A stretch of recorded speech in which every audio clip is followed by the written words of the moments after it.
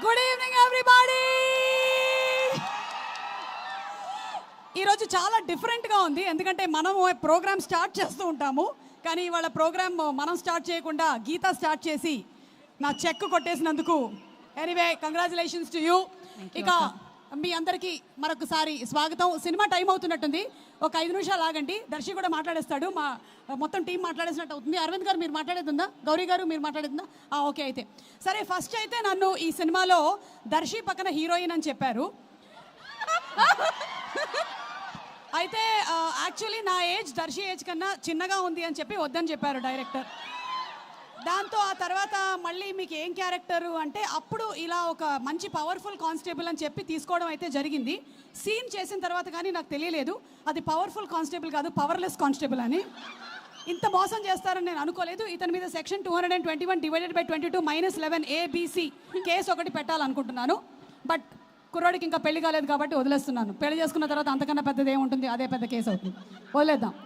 ఇక పక్కన నించున్నారే ఈయన గామి అనేటువంటి సినిమాకి కూడా డిఓపి మా విశ్వనాథ్ గారు. అసలు ఆయన ఫ్రేమ్స్ పెట్టారంటే పెట్టినట్టుంటుంది.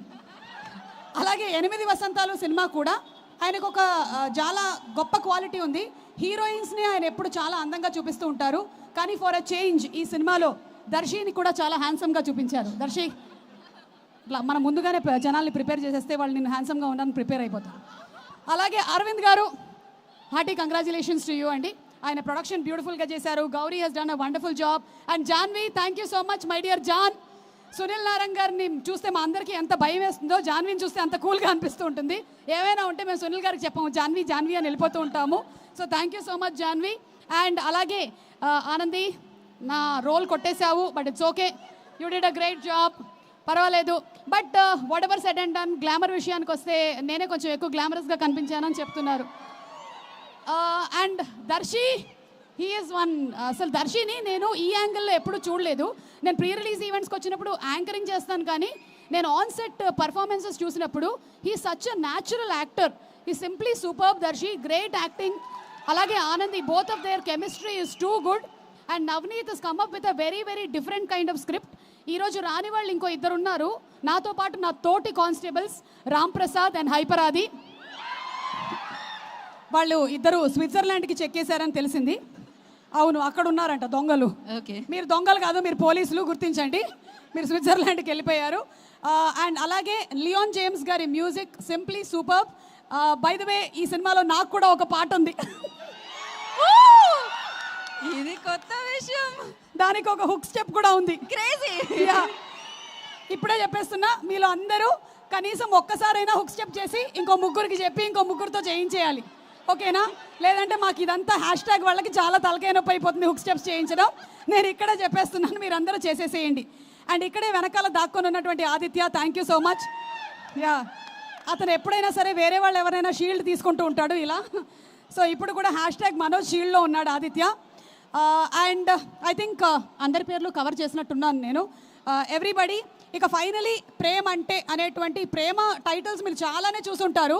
ప్రేమించుకుందాం రా, ప్రేమ, ప్రేమ అంటే, ఇలా చాలా టైటిల్స్ మీరు చూసుంటారు. బట్ ఎన్నిసార్లు వచ్చినా సరే ప్రేమ అనేటువంటి టాపిక్ ఎప్పటికైనా సరే కొత్తగానే ఉంటుంది. ఇక ఫైనలీ సేయింగ్ దట్ ప్రేమ అంటే నాకు, మై డియరెస్ట్ ఆడియన్స్, మై ప్రేక్షకులు, ఇంతకన్నా ప్రేమ అంటే ఏమి ఉండదు.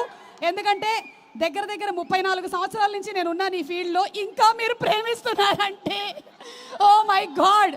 కానీ నా ఏజ్ 26, ఇది మాత్రం గుర్తుపెట్టుకోండి. So November 21 in theatres. ప్రేమ అంటే తప్పకుండా వెళ్ళి చూడండి.